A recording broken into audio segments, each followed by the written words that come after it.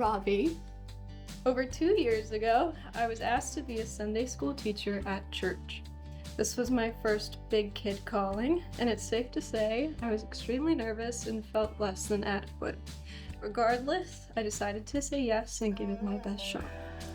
When I accepted, I was promised I would be blessed abundantly for my service. Little did I know that I had received the biggest blessings of my life, the man standing here in front of me today, as well as everyone surrounding me in this room. So, if you take anything away from today's events, it's to accept your church callings.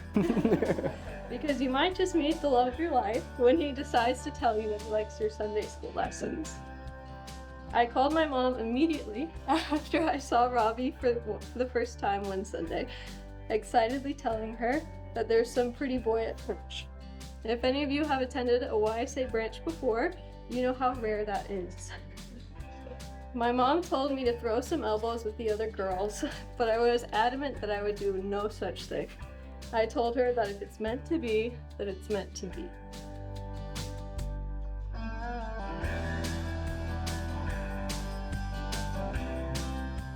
Anna Ray, soon to be to cook. You are the love of my life.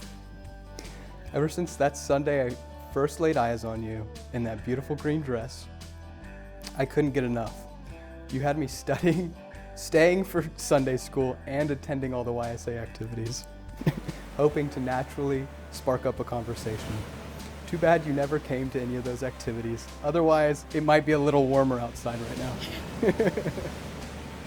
To this day, I still remember being giddy, messaging you back and forth, trying to set up our first date.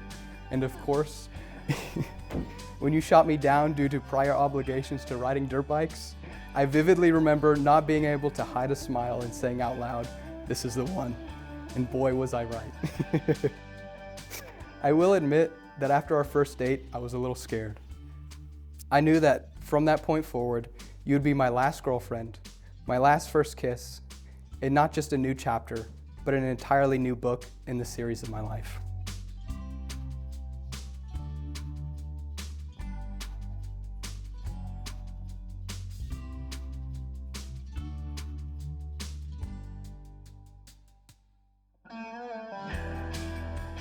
Robbie. From the first time we started going on dates, I immediately fell head over heels for you. My mom has several comical journal entries, which I say something along the lines of how Anna has met a boy, and it's strange because she actually likes him.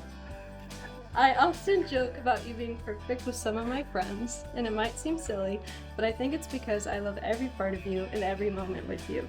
The moments where you are kind and gentle-hearted, as well as the times when you've lost your marbles and come this close to throwing the porch furniture across the backyard. I'm so in love with everything that makes you, you. You are one of the most talented people I've ever met, incredibly smart, whether you give yourself credit for that or not, a guiding light in my life, and the hardest worker that I know. You are my rock, my person, my most favorite thing, and loving you is truly easy. I want you to know how honored and blessed I feel to spend the rest of my life with you. So, I promise to always be your person and love you every day through thick and thin. I promise to put our family first. I promise to not buy too many horses, but we're not going to put a number on it yet.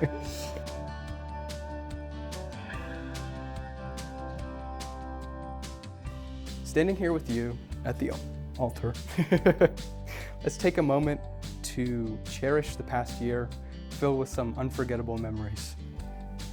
In the past year, we've biked across Hilton Head, we've trekked across glaciers in Alaska, skied down the slopes of Utah, kind of, and soared in planes, helicopters, and even a hot air balloon.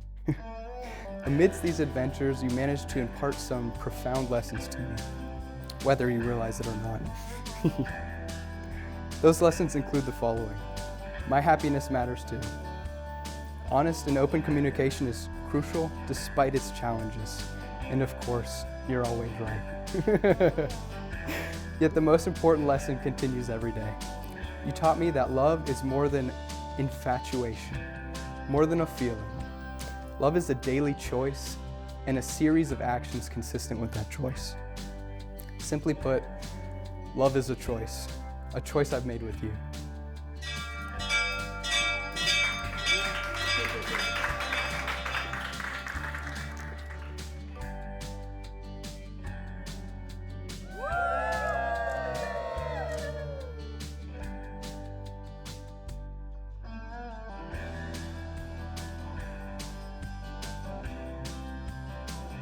I promise to be there for you on your best days as well as your worst.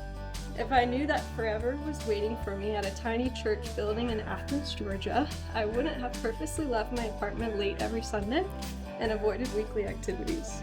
I would have run in early and stayed late just to spend more time with you. So, Robert Roos de Cook, thank you for being my friend, my person, the love of my life. I am grateful, I am blessed, and I am also the luckiest girl in the world because we are here today, and that means we were truly meant to be.